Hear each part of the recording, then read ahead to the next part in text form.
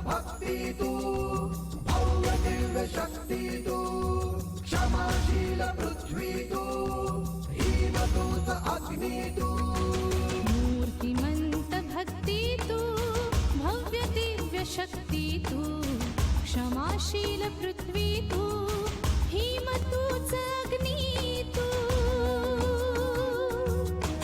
तरी तुझ्या पदरा दुःखाचे आतडा तरी तुझ्या पदरा दुःखाचे आतडा असे तुझ्या क्षितिजास रूढींचे कुंपण असे तुझ्या क्षितिजास रूढींचे कुंपण रूढींचे कुंपण रूढींचे कुंपण.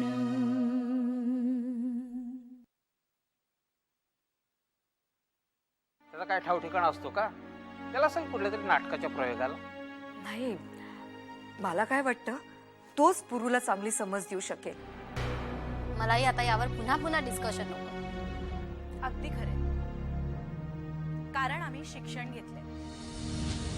सकाळी उठून बसलो आणि डोळे उघडले की माझा चेहरा मला दिसतो. नाही मग दिवस खराब जाणारच.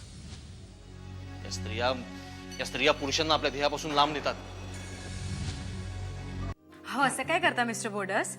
परत तेच म्हणजे मिस्टर भावाला एकेरी नावानं हाक मारत नाहीत ना कोकणात, म्हणून.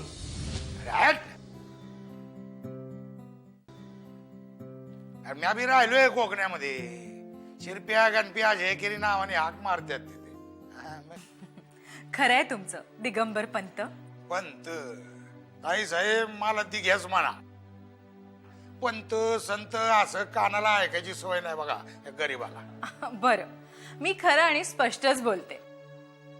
अगं का माझ्या जीवावर उठतेस? बोर्डस अहो, सत्याची ताकद माझ्या गळ्याला फास लावेल. गोदावरी ताई तुम्ही बिंदास बोला. बर, मी सत्य काय ते बोलते. हे बघा, मी कोणीही गोदावरी वगैरे नाही आणि बोर्डस माझे भाऊ नाही. म्हणजे तुमचं तसलं काही? हे काहीतरीच काय? दिगंबरराव, अहो तसला कसला विचार करताय तुम्ही? बर, मी सत्य काय ते सांगते. सांग सांग. नाही म्हणजे सत्य ना जरा. सत्य असले की बोलून टाकावं माणसाने. घाबरायचं कशाला? काळजी करू नका, मी आहे नाही ते. बोला, सत्य असले की बोलायचं. बरं, मग सांगते. सांग. माझं नाव मैत्री, ॲडव्होकेट मैत्री रमाकांत बर्वे.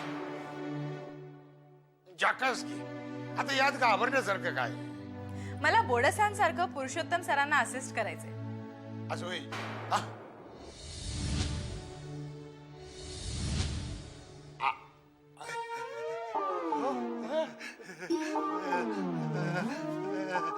अहो,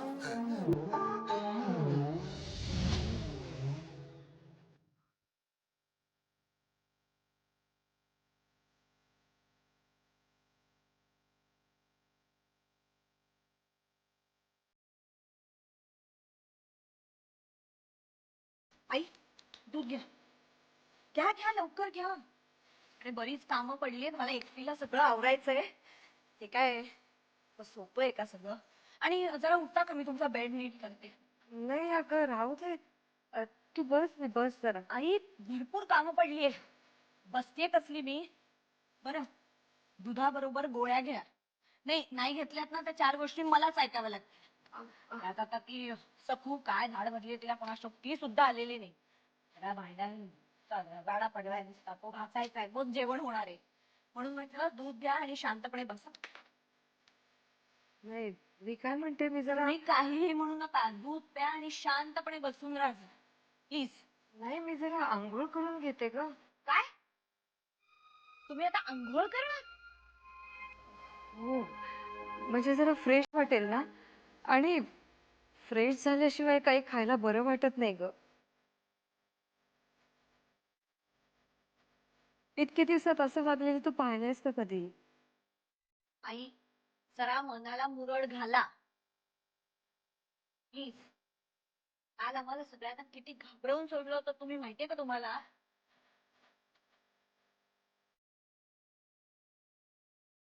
डॉक्टरांनी स्ट्रिक्ट इन्स्ट्रक्शन्स दिलेले आहेत आम्हाला.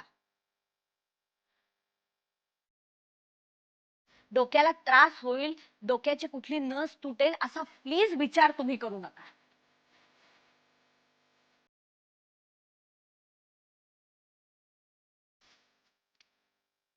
खर तर काल भाऊजींकडे तुम्ही जायलाच नको होतं. कारण साधं ये असं तोंड भरून ते म्हणाले देखील नाहीत. आणि त्यांच्या मनाविरुद्ध गेल्यावर तिथे काय होणार आहे ह्याची कल्पना होती आपल्याला. मग मग कशाला त्रास करून घ्यायचा? काय ना बेटा, इतर लोक कसेही वागले तरी आई सकाळीच तुटतं ग पोरासाठी. अच्छा, म्हणजे आम्ही वाईट वागलो का त्यांच्याशी? बोडस तुम्ही काय इतके घाबरलात? मला अजिबात भीती वाटत नाहीये. हो, तुम्ही सरांना अजून जवळून तेवढं ओळखत नाही. मी काय म्हणतोय, एकदा भेट घालून द्या, काय व्हायचं असेल ते होऊन जाऊन द्याला. अरे होऊन काय जाऊन दे, अरे नोकरी जाईल माझी. अहो कशाला जाईल नोकरी? मी समजावून सांगेन ना सरांना. तर काय तर काय सरांना आजपर्यंत कोणी समजावून सांगू शकलंय का? नाही नाही, ते बी खरंच आहे म्हणा, पण काहीतरी तोडगा काढाय ना ग. मी सुद्धा तेच म्हणते. एक तर मला तरी भेटू द्या सरांना, नाही तर तुम्ही तरी बोला. कुठल्या भाषेत समजावू तुला?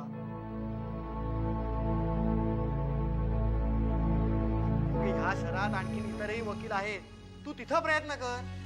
हे बघा बोडस, मी पुरुषोत्तम सरांना असिस्ट करणार. कारण मला जे शिकायचंय ना ते फक्त सरच शिकवू शकतो.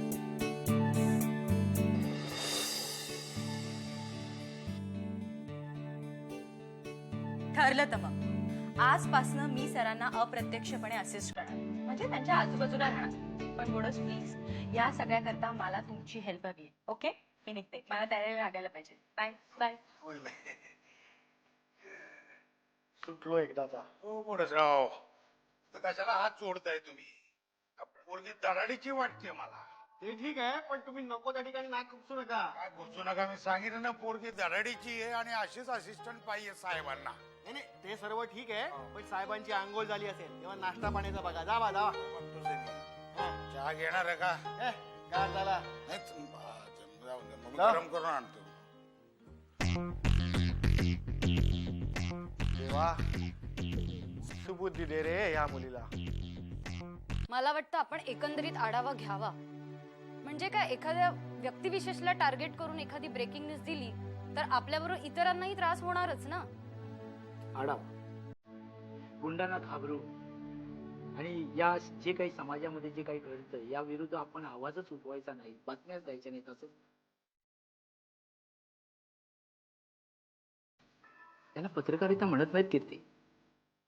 अगं, याच्या विरुद्ध आपण न घाबरता या वृत्तीविरुद्ध, या समाजद्रोहाविरुद्ध, देशद्रोहाविरुद्ध आपण आवाज उठवलाच पाहिजे. आणि हीच अपेक्षा आहे लोकांकडून. अरे हो, पण याचा त्रास आपल्यालाच होतो, इतरांना नाही.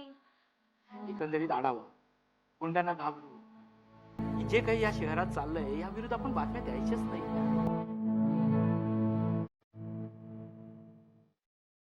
असे पत्रकारिता होत नाही की या वृत्तीविरुद्ध, समाजद्रोहाविरुद्ध, देशद्रोहाविरुद्ध आवाज उठवला पाहिजे आणि लोकांच्या ही अशीच अपेक्षा आहे आपल्याकडून.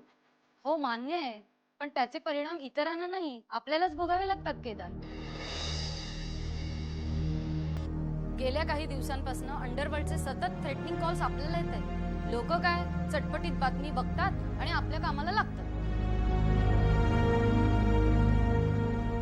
पण कीर्ती, कितीही झालं तरी त्याचे व्हायचे आणि अपेक्षित परिणाम हे होतातच ना.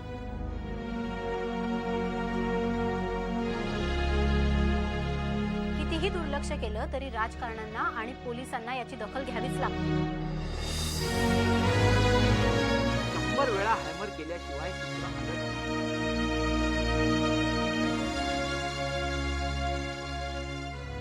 ते आपलं काम आहे कीर्ती. आणि हाच तर खरा पत्रकारितेचा आत्मा आहे. अरे हो, सतत मानेवर गुंडांची लटकती तलवार असतेच ना.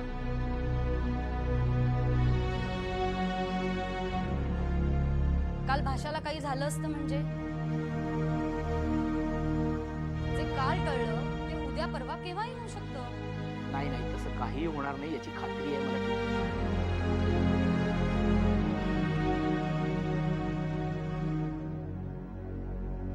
अगं पोलीस, प्रेस, वकील यांच्या अंगाला हात लावण्याची ताकद या जगातल्या कुठल्याही मवाल्यांच्याकडे नाहीये. तसं जर झालं तर रान पेटेल.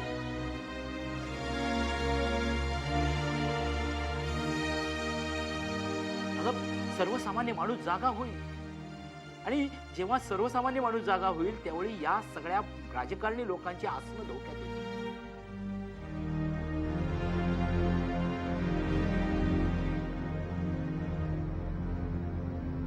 आणि निर्जीव मुरदाड जनतेला हे जाग करण्याचा मूर्खपणा कधीही राजकारणी करणार नाही.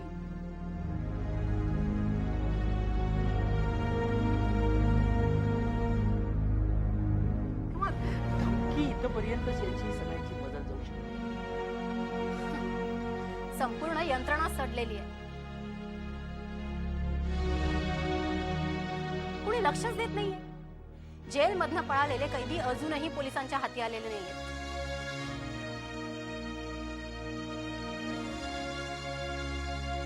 आणि कोणी पकडेल तरी कशाला त्यांना? त्यांचे हात ओले केले असतील ना त्यांनी.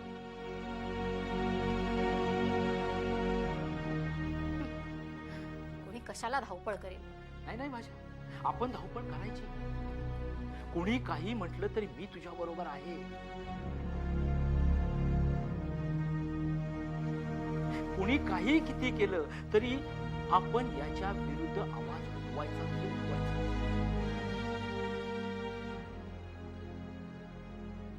आता भाषाने त्या अस्लमला नाईट बर्ड हॉटेलमध्ये असल्याचं पाहिलं.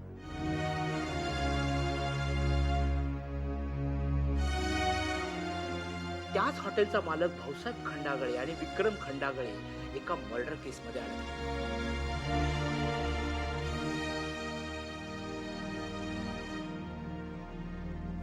ज्या इमारतीत हे नाईट बर्ड हॉटेल आहे त्याच इमारतीत वर 3ऱ्या आणि 4थ्या माळ्यावर यांची लॉजिंग आहे.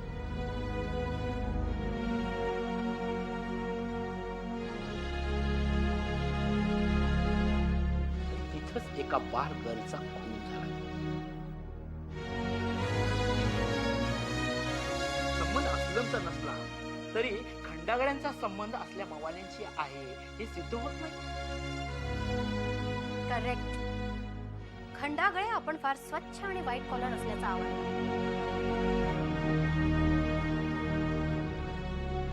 मग ते एका वॉन्टेड मवाल्याला आपल्या हॉटेलमध्ये कसं एंटरटेन करू शकतो? नाही नाही केदार, मला वाटतं हा गुंतावळा फार मोठा आहे आणि फार खतरनाक सुद्धा.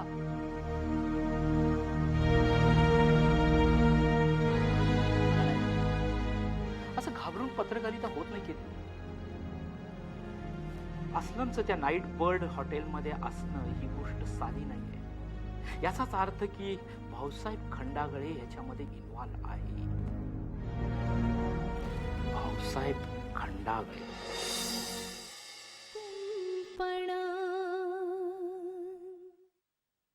हे बघा संभाजीराव, एवढी गुंतवणूक करण्यात मला खरंच इंटरेस्ट नाहीये. आणि एकतर करोडो रुपये माझ्याकडे अजिबात नाहीये. हो, पुरुषोत्तम केळकर माझा मुलगा आहे. मुलगा म्हणून माझा त्याच्यावर अधिकारही आहे, पण त्याच्या पैशांवर माझा अधिकार नाही ना. काय संभाजीराव, माझ्या खिशात असेल आणि जेवढा उभा करण्याची माझी ताकद असेल तेवढ्याच पैशाच्या भरोश्यावर मला धंदा करायचा. बघा, विचार करा. अरे कसं असं आहे की मला सांगा, एवढी गुंतवणूक करून मी करू काय? हो, माझ्या दोन्ही मुलांना माझ्या धंद्यात अजिबात इंटरेस्ट नाही. हा, हो, एक 7-8 लाख रुपये उभं करणं माझ्या आवाक्यातलं काम आहे. हो, बघा, विचार करा आणि कळवा. बाबा दूध. थँक्यू. आणि तुम्ही ते ब्लड टेस्टला गेला होतात ना हो. नाही काय आईंकडे लक्ष देता देता स्वतःकडे दुर्लक्ष करू नका बरं मी नाही काही नाही ए अंजली अंजली का ते नीट बोलू जसं अर्धवट जाऊ नकोस बोल. नाही काय ना बाबा बोलता बोलता माझ्या जिभेवर ताबा राहत नाही आणि नाही म्हणजे ही वाईट गोष्ट आहे पण आता माझ्यातलेच वाईट गुण मला जाणवत आहेत अगं हा तुझा चांगला गुण आहे अंजली, बोल तू.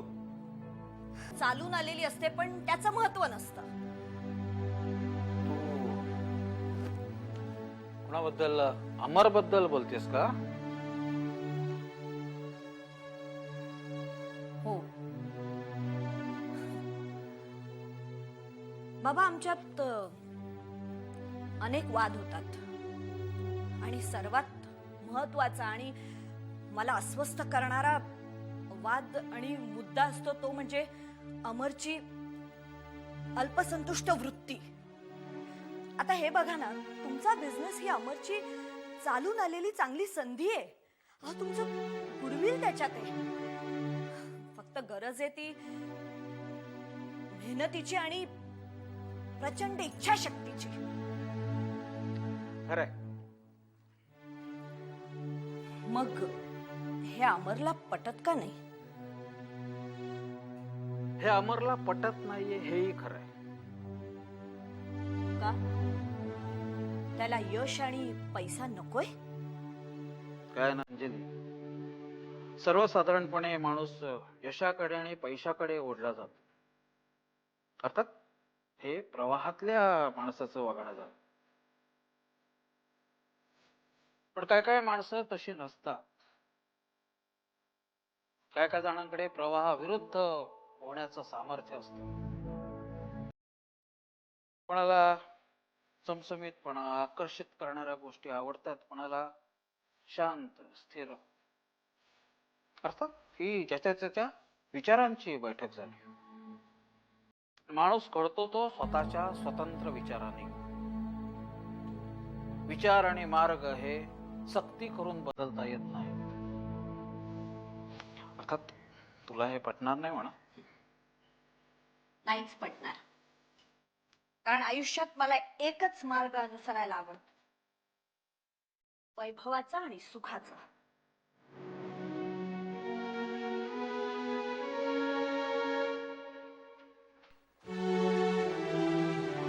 मार्ग खडतरच असतात सुनबाई. कठीण, काट्याने, परिश्रमाने, दुःखाने भरलेले असतात जीवनाचे मार्ग. त्यावर सुखाचं, समाधानाचं एखादंच ठिकाण असतं, क्षणापुरतंच.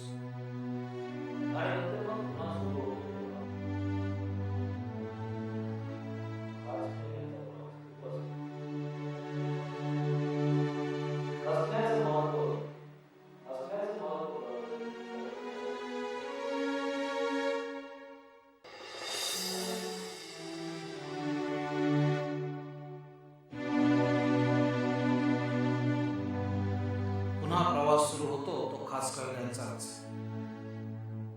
हसण्याचं महत्व रडणाऱ्यालाच कळतं. सतत निरंतर हसत राहतो तो वेडा असतो. त्यामुळे फक्त सुखाची अपेक्षा करून जगणाऱ्यांना वेळ लागतो.